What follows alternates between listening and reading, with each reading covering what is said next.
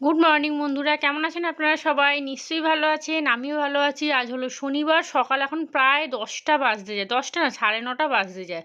এখানে তিশানের জন্য breakfast ready করছি। আজকে আমি সকালে কিন্তু চাউমিনটা করিনি, গতকাল রাত্রিরে করেছিলাম, তো সেটাই আছে। তিশান এই সবে পড়ে টোরে বাড়ি আসলো। আর আজকে স্কুলে যাবো না, শনিবার তো এমনি কেউ স্কুলে যায় না, অর্ধেক স্টুডেন্ট আসে না, পুরো স্কুল ফাঁকা থাকে একদম। আর 1:30টায় ছুটি বলে 1টার সময় ছুটি দিয়ে দেয়, জানেন? সেই বাড়িতে আস্তে আস্তে 11:30টা বেজে যায়, আবার 1 ঘন্টা পরেই ছুটতে হয়। আর মা এসেছে একটু আগে, মা এসেছে একটু মাংস নিয়ে। গতকাল রাত্রিরে ওদের নাকি মাংস করেছিল, তো 1 কৌটো আমার জন্য তুলে রেখে দিয়েছে, বলছে তোরা 3জনে খেয়ে নিবি। কষা করেছে, জানেন? আমিও ভাবছিলাম আজকে রান্নাবান্না সেরকম কিছু ঝামেলা করব না, তারপর দেখলাম মা মাংস নিয়ে এসছে, বেশ ভালোই হয়েছে। এখন প্রায় 11:30টা বাজতে যায়, কোনো কাজ কর্ম রান্না বান্না কিচ্ছু হয়নি। 9:30 থেকে প্রায় 11টা 10-15 পর্যন্ত বৌদি আর মায়ের সাথে গল্প করেই কাটিয়ে দিলাম। এখনও রান্নাও বসাইনি। আর এই দেখুন, রান্নাটা বসাতে যাব তার কিছুক্ষণ আগে একটা ডেলিভারি এলো। এটা ফ্লিপকার্ট থেকে না, শপসি থেকে। তো কিছুদিন আগে আমি একটা এরকম মিনি চপার অর্ডার দিয়েছিলাম। দাম কত নিয়েছে জানেন? 48 টাকা। আপনারা ভাবতে পারছেন? আমি কোনোদিন শপসি থেকে কোনো জিনিস কিনেও নি, কিচ্ছু না। আমার একমাত্র 3টে অ্যাপই ডাউনলোড করা আছে, অ্যামাজন, ফ্লিপকার্ট আর মিশো। মিশো থেকে খুব একটা মাল আমি নিই না, কারণ আমাকে একবার চাদরটা ঠকিয়েছিল। তারপর একটা কুর্তি নিয়েছিলাম, কুর্তির একটা লটকানি আমাকে দেয়নি, সেই জন্য আমি কিনি না। কিন্তু এই শপসির কথাটা আমাকে তিশানি বললো মা প্রচুর অফার দিয়েছে, জানো? আমার একটা বন্ধু বলছিল, পড়ে টোরে এসে একদিন বলছে। তারপরে ডাউনলোড করতেই দেখলাম, ও বাবা, এগুলো 50 টাকা করে বিক্রি করছে, জানেন? যেটার দাম 130 টাকা। একটু পাতলা, কিন্তু 50 টাকায় কিছু হয় বলুন তো? সঙ্গে সঙ্গে আমি অর্ডার করে দিয়েছি। বাবা, আরও অনেক জিনিস বিক্রি হচ্ছে আপনার। ও না, এখন তো আর অফার নেই, এখন অফার বন্ধ হয়ে গেছে। এখানে রান্না বান্না বসিয়ে দিয়েছি, ভাত হয়ে গেছে, সয়াবিন আলু সিদ্ধ করেছি, তরকারি করব, পেঁয়াজ টমেটো কেটে নিয়েছি। আর এখানে এই যে মাছের মাথাটা বার করেছি, ঝাল করব। আজ আমার সব সর্বনাশ হয়ে গেল। মা এলো, ছোটো বৌদি এলো, ওদের সাথে একটুখানি দরকারি কথা ছিল, সেইগুলো বলতে বলতে প্রায় 11টা 11:30 বেজে গেল, জানেন? ব্রেকফাস্ট করে নিয়েছি, ব্রেকফাস্টে আজকে ভাত খেয়েছি। টক করে একটুখানি একটা বাটির মধ্যে গোবিন্দভোগ চাল, একটা আলু দিয়ে বসিয়ে দিয়েছিলাম, ভাতে ভাত খেয়েছে। আর তিশান তো চাউমিন খেয়েছে। ব্যাস, মাও এই গেল 11:30টার সময়, জানেন? তন্ময় ফোন করছে, রান্না হয়েছে? আমি বলছি না গো, এখনও রান্না হয়নি, 1টার সময় আসতে বলেছি। তার আগে রান্নাটা করে নিই, তারপরে আস্তে আস্তে ঘরের কাজগুলো করব। ভেবেছিলাম আজকে ঘরের 2টো বিছানার চাদর পাল্টাবো। ও বাবা, গল্প করতে করতে গল্পে একদম মেতে গেছি। চলুন। সকাল থেকে মেজদা ফোন করছে, মনা যখন টিভিটা ফিট করতে আসবে তখন তুই কিন্তু একবার এসে একটুখানি দেখে যাবি। ওরা তো এই টিভি কোনোদিন কেনেনি, এই ফার্স্ট টাইম। কিন্তু আমি যেহেতু কিনেছি, আমি জিনিসটা বুঝি, তো ওই জন্য একবার যাবো। আর এই যে দেখুন, এখানে রান্না বসিয়ে দিয়েছি, এই যে মাংস। তন্ময় চলে এসছে, ওকে খেতে দিয়ে দিয়েছি। ওকে সয়াবিনের তরকারি আর মাংস দিয়েছে। আর মা কতগুলো মাংস নিয়ে এসছে। আর এই যে মাছের মাথা ঝাল করব, মাথাটা ভাজা বসিয়েছি। এক রাস দেখুন বাসনপত্র পড়ে আছে, জানেন? চলুন, এখানে পেঁয়াজ রসুন টমেটো যা যা মশলা প্রতিদিনের ছিল সব ভালো করে কষিয়ে নিয়েছি, তেলও ছেড়ে গেছে। এবারে মাথাটা দিয়ে দেবো। তন্ময়কে বললাম একটু দেরি করে আসো, ও বাবা, ও 12:30টার পরেই ঘরে ঢুকে গেছে, জানেন? আর অন্যদিনকে 1:30 2টোর সময় খেতে আসে। দেখবেন যেদিনকে তাড়াহুড়ো থাকে সেদিনকেই যত কাজ পড়ে যায়। যাই হোক, চলুন, এখন মাথা খারাপ করে তো কিচ্ছু করার নেই, আস্তে আস্তে সমস্ত কিছু করতে হবে। আমি ওই জন্যই একটু পেট ভরে ভাত খেয়ে নিয়েছি। আমি জানি এখন আমাকে মোটামুটি 2:30 কি 3টে অবধি টানতেই হবে। চলুন, এখানে দিয়ে দিলাম জল। আর এই মাথার ঝালটা যে কি ভালো খেতে হয় আপনাদেরকে কি বলবো। লাস্টে একটু ধনেপাতা দেবো, আর একটু গরম মশলাও দিয়ে দেবো। তবে জানেন তো, আমি গরম মশলাটা দিলে আমি আবার ধনেপাতা দিই না, কারণ ধনেপাতার গন্ধটা তাহলে থাকেই না একদম। যাই হোক, একটু ধনেপাতাই দিলাম, গরম মশলাটা দিইনি। তন্ময়ের খাওয়া হয়ে গেছে, ও স্নান করতে চলে গেছে। বেচারা অনেকক্ষণ বসেছিল, জানেন, মাছের মাথার ঝাল খাবে বলে, কিন্তু সে তো আর হয়ে ওঠেনি। যাই হোক, রান্নাবান্না সব কিছু হয়ে গেছে, গ্যাস ওভেনটা পরিষ্কার করলাম। আর আজকেই রান্নাঘরটা একবারে সে কি অবস্থা হয়েছিল। আর আজকে এত সুন্দর রোদ উঠেছে না, কি বলবো আপনাদেরকে। চলুন, এখানে এবারে চলে যাই স্নান করতে। খাবার দাবার সব গুছিয়ে নিয়েছি, ঘর ঝাঁট দেওয়া মোছা সমস্ত কিছু হয়ে গেছে। আর এই ড্রামটা আজও অবধি ঘর থেকে বেরোলো না, দেখুন লোকটা কি ভাববে বলুন তো। চলুন, এবার আমি স্নান করতে যাব, কিন্তু তার আগে তিশানকে খেতে দিয়ে দেবো। এখন প্রায় 1:45 মতো বাজতে যায়। ঠিক মতো যদি গুছিয়ে কাজ করা যায় না, সংসারে কাজ করতে বেশিক্ষণ লাগেই না। আর ওই হেলতে দুলতে একবার খুন্তি নাড়লাম, একবার 10 মিনিট ফোন ঘাঁটলাম, ওরম করলে তো প্রায় অনেকক্ষণ সময় লেগে যাবে। আমি জানেন যখন কাজ করি না আমি ফোন একদম হাতেই নিই না, শুধু জাস্ট ওই ভিডিও করা যতটুকু যা।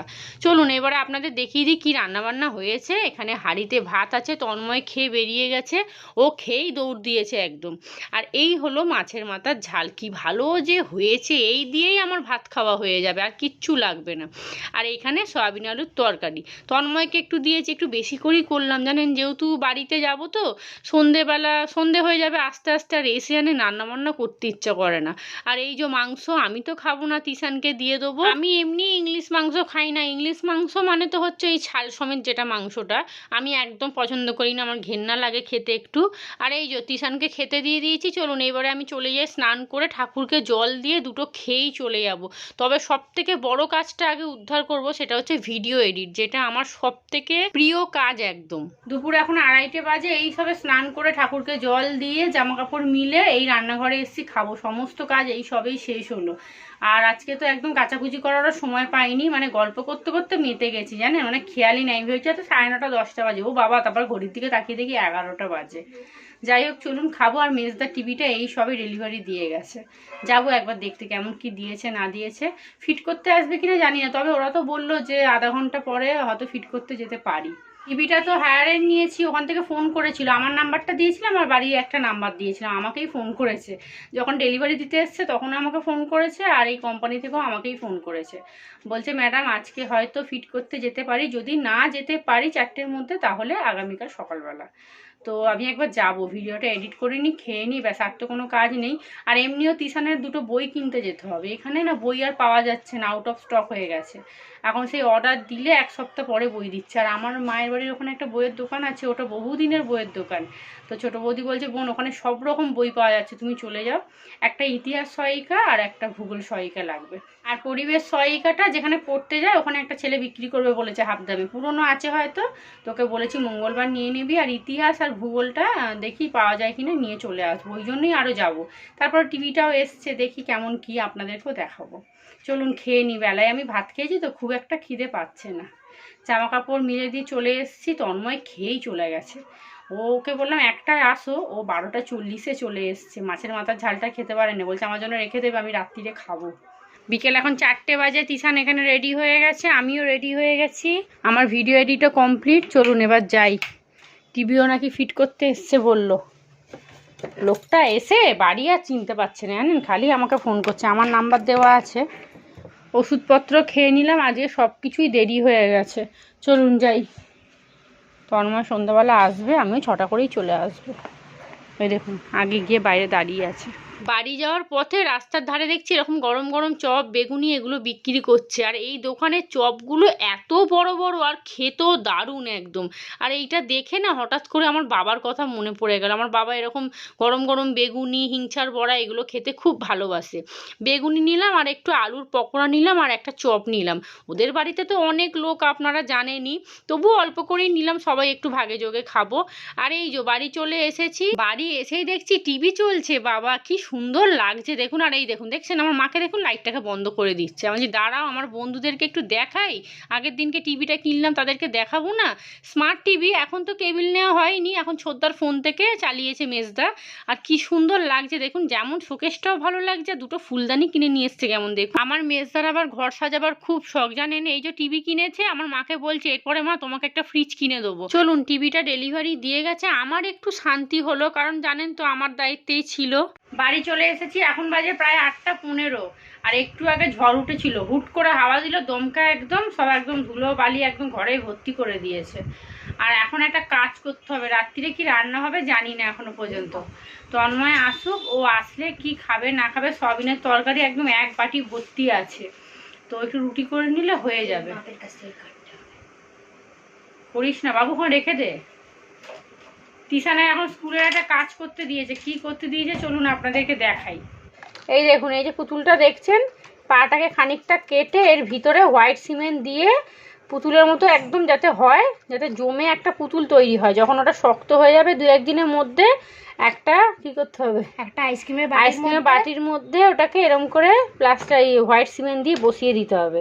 দিয়ে এটা যখন জমে যাবে তারপরে কাঁচি দিয়ে দিয়ে আস্তে আস্তে পুতুলটাকে কেটে দিতে হবে। প্রথমে পুতুলটাকে কাটতে হবে, কেটে তারপর প্লাস্টিকের বাটিটাতে প্লাস্টার পেঁয়াজ দিয়ে ওটা গুজে দিতে হবে, তারপর প্লাস্টিকের বাটিটাকে কেটে নিতে হবে। তাহলে ভাবতে পারছেন কত ঝামেলা বলুন তো। ঘরে একটা হোয়াইট সিমেন্টের প্যাকেট ছিল যখন আমাদের ওই রান্নাঘরে পাথরটা বসেছিল দেয়ালে, ওটা দিয়েই করে দেবো। চলুন এবার শুরু করে দিই। রাতে কি রান্না বান্না করেছি আপনাদের দেখিয়ে দিই। এখানে আলু দিয়ে ম্যাগি করেছি এক থালা, এটা তিশান খাবে, ও বললো আমি রুটি ফুটি কিছু খাবো না। আর এখানে আমার জন্য করেছি ভাতে ভাত, ওই যে গোবিন্দভোগ চাল দিয়ে আলু দিয়ে সিদ্ধ ভাত করেছি, মাখন দিয়ে খাবো। আর সকালের এই যে মাথার ঝাল, যেটা আমি খেয়েছিলাম অর্ধেক, তন্ময়ের জন্য অর্ধেক আছে। এক বাটি সয়াবিনের তরকারি দিয়েছি, ও খাবে মুড়ি। চলুন তাহলে খাওয়া দাওয়া সেরে নিই। তো আজকের মতো ব্লগটা এখানেই শেষ করছি। আপনারা সবাই ভালো থাকবেন, সুস্থ থাকবেন, সাবধানে থাকবেন। আজকের মতো সবাইকে টাটা।